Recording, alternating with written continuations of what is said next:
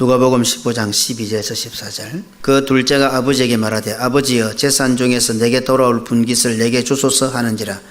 아버지가 그 살림을 각각 나누어 주었더니 그 후 며칠이 안 되어 둘째 아들이 재물을 다 모아가지고 먼 나라에 가 거기서 허랑방탕하여 그 재산을 낭비하더니 다 없앤 후 그 나라에 크게 흉년이 들어 그가 비로소 궁핍한지라. 아멘. 동생이 가지고 있는 아버지에 대한 생각은 형의 생각입니다. 아버지에 대한 동생의 원망 불평은 형의 원망 불평이었습니다. 아버지에게 한 동생의 이 말은 사실 형이 아버지에게 하고 싶은 말이었습니다. 아버지는 더 이상 내 아버지가 아닙니다. 아버지는 나에게 죽은 아버지와 같습니다. 아버지는 차라리 죽었으면 좋겠습니다. 아버지의 재산 중에서 내게 돌아올 분깃을 내게 주소서라고 하는 동생의 말은 사실은 맏아들이 평상시에 아버지에게 하고 싶은 말이었습니다. 맏아들의 이러한 모습은 최초의 맏아들이었던 아담에게서 물려받은 것이라 해도 과언이 아닙니다. 참 DNA는 안 바뀌는 것 같습니다. 창세기 3장 5절에 너희가 그것을 먹는 날에는 너희 눈이 밝아져 하나님과 같이 되어 선악을 알 줄 하나님이 아심이니라.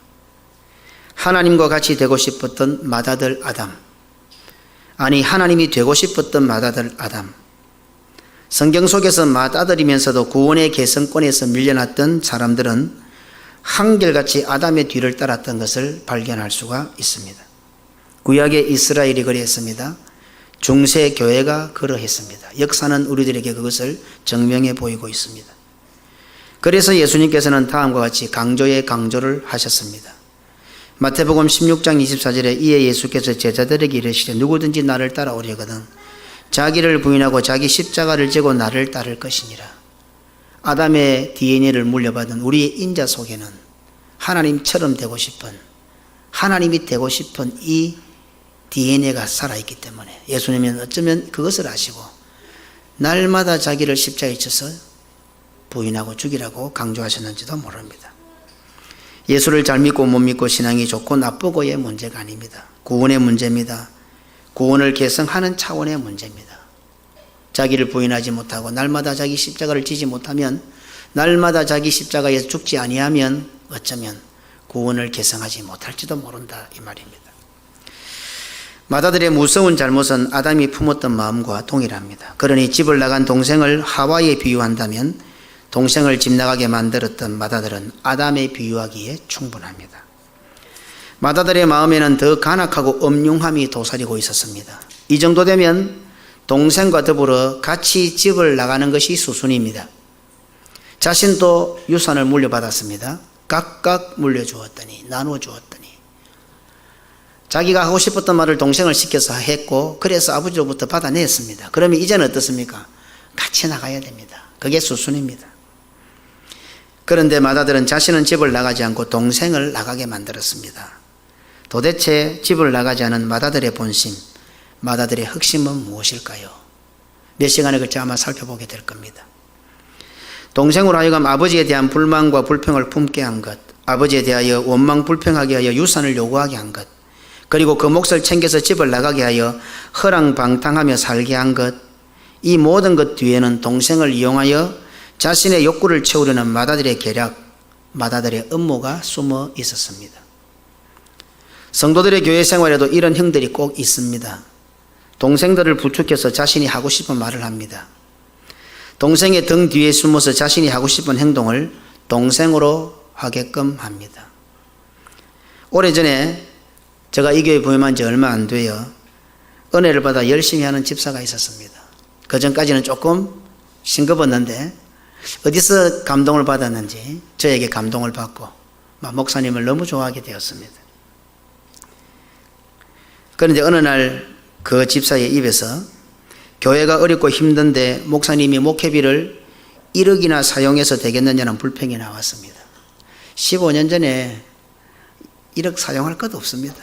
어떻게 1억을, 지금도 1억을 못 쓰는데, 그때 교회가 분쟁을 하고 싸우고 얼마나 어려웠습니까? 빚을 갖다 대고 할 텐데. 그런데 그 집사님 입에서 어떻게 목사님이 이 교회가 어려운데 목회비를 1억이나 쓰느냐 하는 불평이 나왔습니다. 그 사람은 제법 똑똑한 사람입니다. 공부도 많이 한 사람입니다. 당시 우리 교회 헌금을 보면 그렇게 쓸 돈이 없다는 것도 충분히 알 수가 있습니다. 그래도 모른다면 교회 재정부의 장로님들, 집사님들에게 물어보면 됩니다. 확인만 한번 해보면 아무 문제가 아닙니다. 그런데도 그렇게 믿고 있는 거예요. 그렇다 보니 그렇게 은혜가 되던 설교가 귀 밖으로 들리기 시작합니다. 이제 설교 시간이 지옥과 같은 시간이 되어버렸습니다. 전에는 목사님 울고만 와도 은혜가 더 좋았는데 목사가 입으려 말할 마다 전부 거짓말 같거든. 지나 잘하지. 은혜가 상실될 수밖에 없습니다. 그리고 그 집사님은 그래도 좀 상황 판단이 되었는지 어느 시간이 지나서 아니란 것을 알게 되었습니다. 하지만 이미 그가 내뱉은 말은 주워 담기가 어려웠습니다. 그 일이 빌미가 되어 오랜 시간 그는 원망하고 불평해 왔습니다.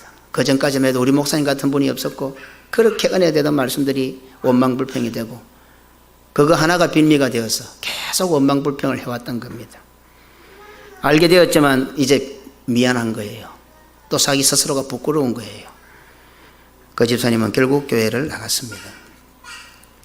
한 7, 8년 전에도 같은 경우가 있었습니다. 아내와 자녀들만 교회를 다녔고 자기는 술을 마시며 교회 다니는 것을 괴롭히고 비판했었습니다. 그러다가 교회를 나오게 되었습니다. 처음 교회를 나와서 보니까 너무 좋은 거예요. 은혜를 받았습니다. 그야말로 행복했습니다. 시간만 나면 교회 나와서 청소하고 기도하고 교제했습니다. 저보다도 교회를 더 자주 와요. 시간만 나면 직장 갈 때도 교회 왔다 기도하고 마치고 들어올 때도 기도하고 교회 와서 청소하고 얼마나 열심히 하는지. 그리고 입에 침이 마르지 않도록 목사님을 자랑합니다. 하늘 아래 우리 목사님 같은 분이 없다고 사람만 만나면 자랑합니다. 사람들을 만나면 저보다 나이가 많거든요. 제가 어리단 말입니다. 그럼에도 불구하고 자신의 인생에 최고로 존경하는 인물이 우리 목사님이라고 그렇게 자랑을 많이 했습니다. 그랬던 사람이 얼마가 안 되어 그 집사님 입에서 우리 목사님 독재한다는 말이 툭 튀어나왔어요. 그 집사가 독재가 뭔지 알겠습니까?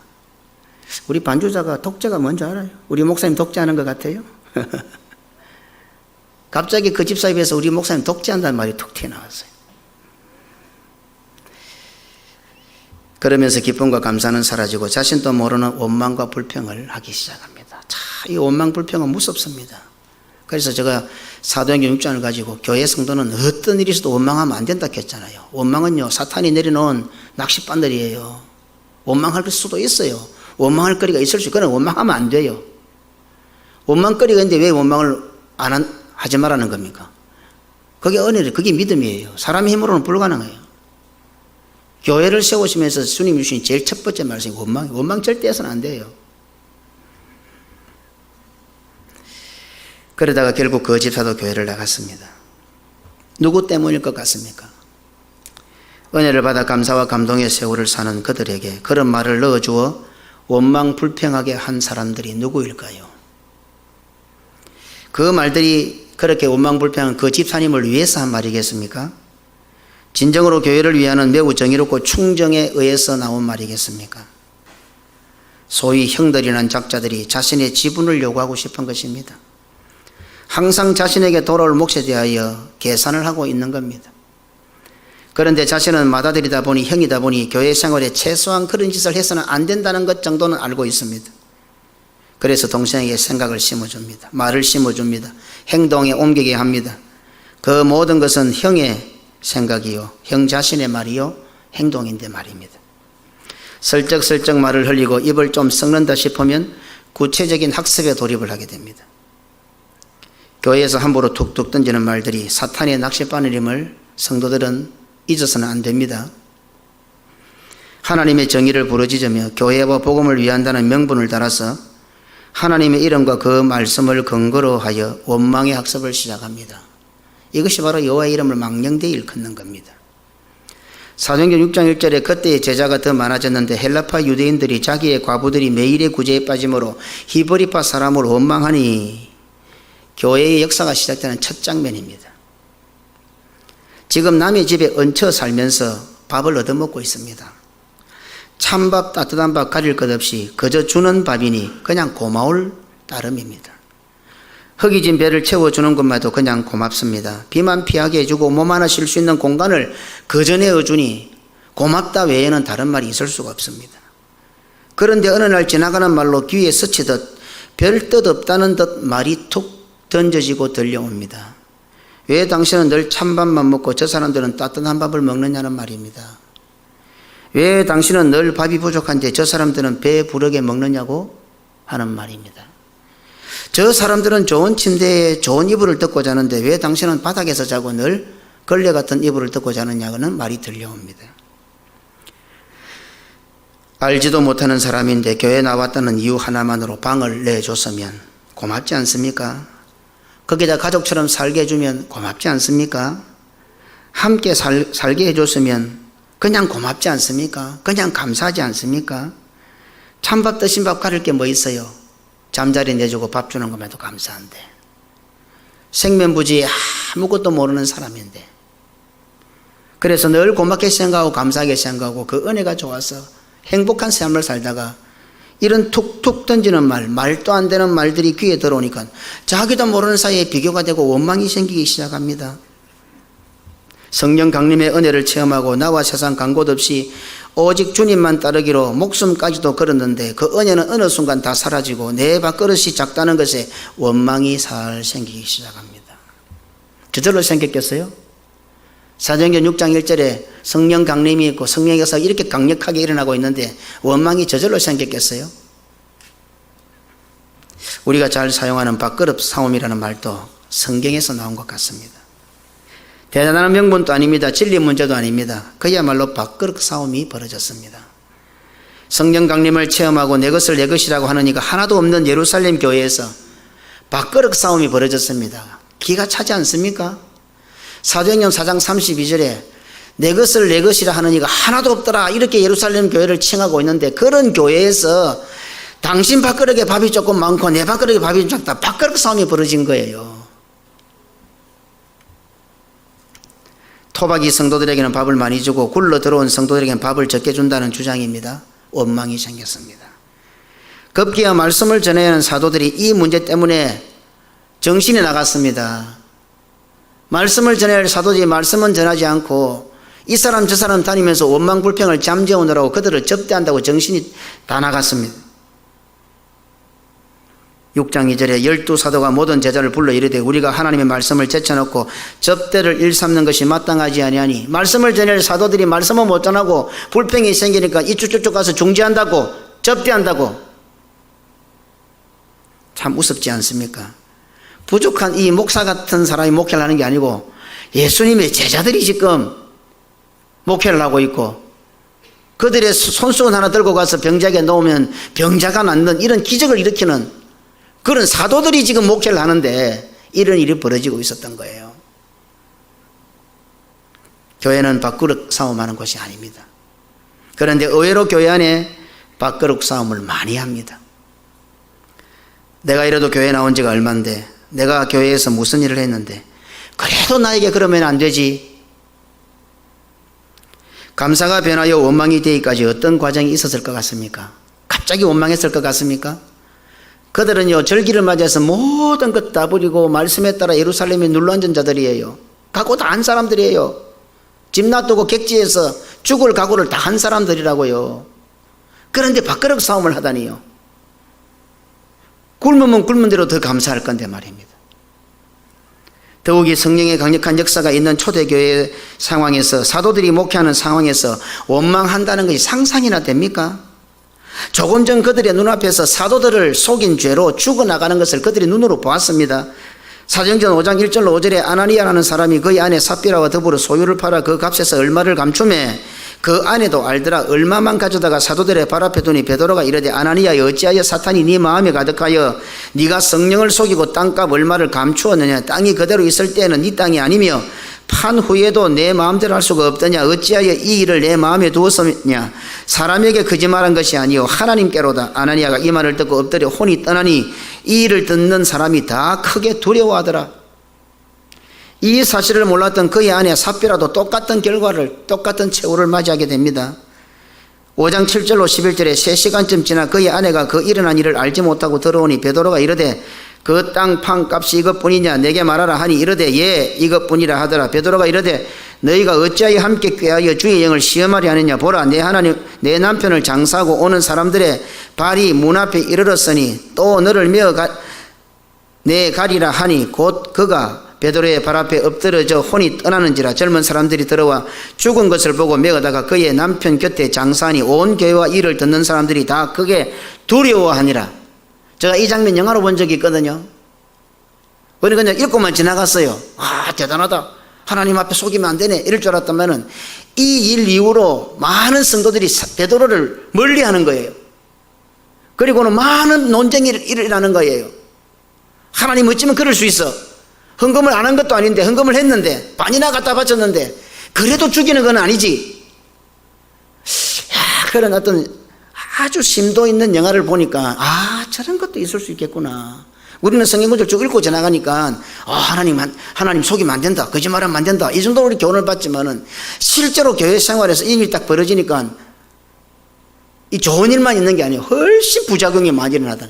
그 영화에서는 그렇게 나오더라고요. 아, 그렇겠구나. 우리 성도들 하나님 앞에서 아나니아와 삽비라 같은 죄를 지으면 안 됩니다. 지금은 우리 혼이 떠나서 우리 육체가 죽어나가는 일 없을지는 몰라도 영으로 죽고 있는 거예요.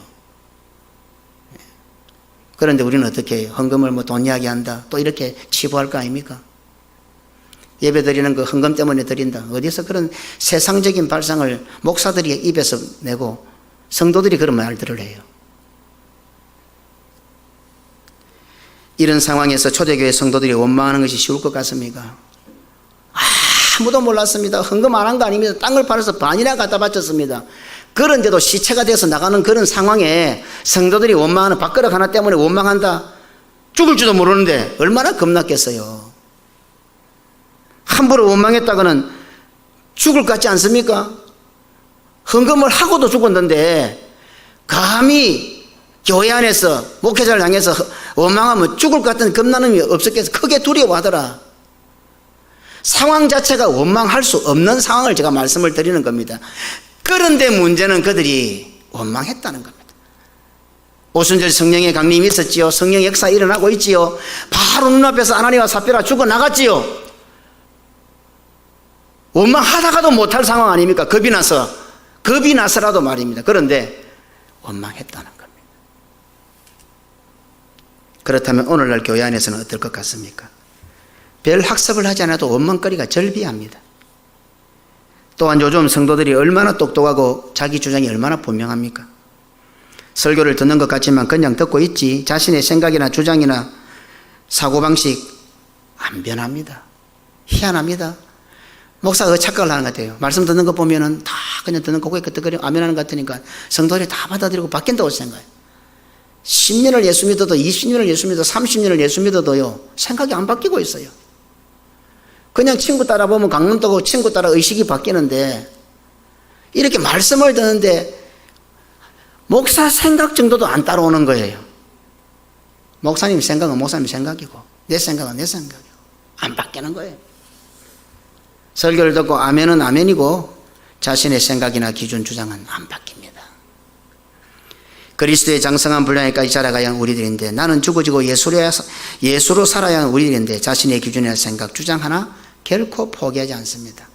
이 부분이 바로 지금 마다들이 갖고 있는 잘못이다 이 말입니다. 지금 요 장면이.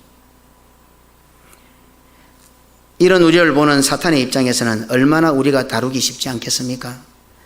사탄이 우는 사자와 같이 두루다니지 않아도 삼킬 자가 수두룩합니다. 베드로전서 5장 8절에 건신하라 깨어라 너희 대적 마귀가 우는 사자같이 두루다니며 삼킬 자를 찾나니. 두루 안 다녀도 통발 하나만 쳐놓으면 가득히 걸려드는 세상입니다. 저절로 걸리듭니다.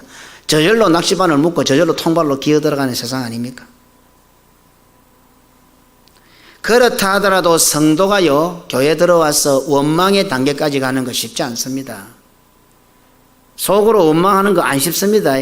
구원의 은혜를 받아서 하나님을 생각하며 적어도 하루 세끼 밥 먹으면서 기도하는 성도들이 원망하는 마음을 갚는 거 별로 안 쉽습니다. 그 단계까지 가는 거.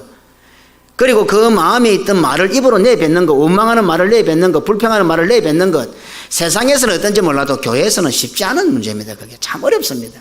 그래 하나님 계시는데 내가 하나님 보고 하는데 좋은 성도 여기서 끝납니다. 하나님께서 알아서 하시겠지. 하나님이 살아계시는데. 이런 성도들이 마음의 원망을 가지고 이런 성도들이 입으로 불평한다는 거, 그 단계까지 가는데 쉽지가 않다 이 말입니다. 교회 와서 성도의 삶을 살면 살수록, 세월이 갈수록 원망이 변하여 찬송이 되고, 불평이 변하여 감사가 되고, 슬픔이 변하여 기쁨이 되고, 불신이 변하여 신앙이 되고, 거역이 변하여 충성이 되고, 미움이 변하여 사랑이 되어야 그것이 당연하고 자연스럽습니다. 세월이 갈수록 원망 불평하고 인상이 찌그러지는 거 쉽지 않다는 겁니다. 이게요. 어떻습니까? 나의 신앙과 믿음의 생활은 세월이 갈수록 하나님 앞에 설 날이 가까워질수록 어떻게 변해가는 것 같습니까? 오래전에 예수님 많이 닮았습니까? 이제 곧 주님 만나야 되는데 내 얼굴은 주님 닮은 것 같습니까? 오래전에는 내 마음이 예수님 마음하고 비슷했는데 지금은 어때요? 처음에는 내가 동생처럼 형들에게 충동질을 당할 수도 있습니다. 그러다가 어느 날 내가 형이 되어서 맏아들처럼 동생을 충동질하는 단계까지 발전합니다. 나는 지금 교회에서 충동질을 하고 있는 것 같습니까? 아니면 충동질을 당하고 있는 것 같습니까? 없을 수는 없지만 했어도 안 되고 당했어도 안 됩니다. 예수님께서 그래 말씀하셨어요. 충동질 당하는 일이 없을 수는 없다. 교회 안에. 예수님께서 그러셨는데 어쩌겠어요. 그러나 분명한 것은 해서는 안 되고 당해서도 안 된다 이 말입니다. 어쩌면 지혜로운 선진들이 그래서 유유상종이라 이렇게 했던 것 같습니다. 까마귀 노는 곳에 백로에 가지 마라. 희고 흰 깃에 검은 때 묻힐세라. 진실로 검은 때 묻히면 씻을 길이 없으리라.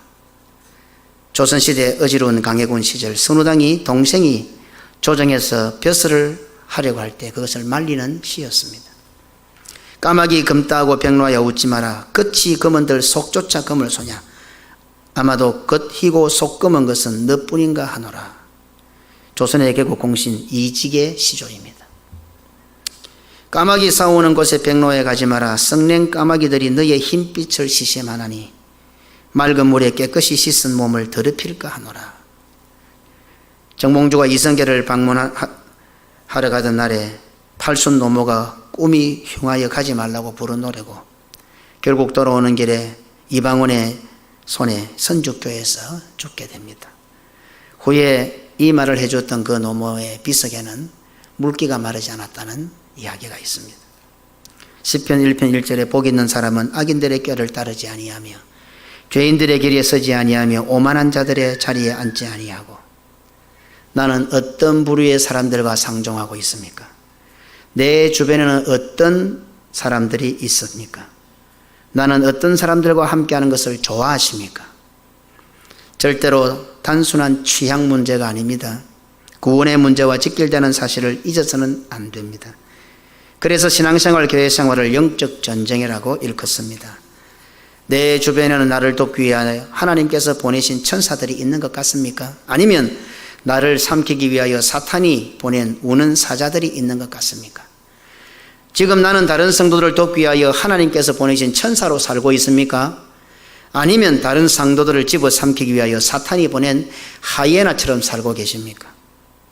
하나님의 영으로 감동된 성경의 저자들은 이런 오늘날의 세태를 내다보고 안타까운 심정으로 장차 성도들이 교회 생활을 할 때에 어떻게 해야 하며 교회에 속한 성도들이 어떤 신앙생활을 해야 하는지를 가르치고 있습니다. 예수님 역시 안타까운 네 번째 비유의 말씀으로 예수 사람으로 살아가는 성도들을 향하여 신랄하게 지적하고 계십니다. 말씀의 검으로 우리의 폐부를 강력하게 이 시간 찔러오고 있습니다. 저를 비롯하여 이 자리에 적어도 이 어려운 시대에 예배 자리에 앉은 우리들은 제가 생각할 때 맏아들의 위치에 있는 자들이 아닌가 싶습니다. 오늘 이 말씀은 바로 우리들을 향하신 예수님의 경고입니다. 히브리 4장 12절에 하나님의 말씀은 살아있고 활력이 있어 좌우의 날선 어떤 것보다 예리하여 혼과 영과 및 관절과 골수를 찔러 쪼개기까지 하며 또 마음의 생각과 뜻을 판단하나니. 뒤늦게 교회 온 성도들에게 자신의 지분을 요구하는 망령된 행동을 하게 하고 원망 불평을 조장하여 동생들로 하여금 교회를 나가게 만든 경우는 없습니까? 아마 두 집사님의 경우는 그런 은혜로운 모습으로 오늘까지 신앙생활을 했더라면 벌써 좋은 장로가 되었을 겁니다. 후회한다는 말도 들립니다. 지나가 보니 이용당했다는 말도 들립니다. 찾아와서 그런 이야기를 합니다. 하지만 이용당했던 속았던 그 책임은 지금 자신이 지고 있다 하는 사실입니다. 이런 교회의 역사가 끝나는 그날까지 계속될 것입니다. 교회 안에 빈번히 일어나는 이런 일에 대해서 성경은 살인보다도 더 무서운 죄로 언급하고 있습니다. 예수님께서는 그런 자에게 친히 화가 임할 것이라고 경고하셨습니다.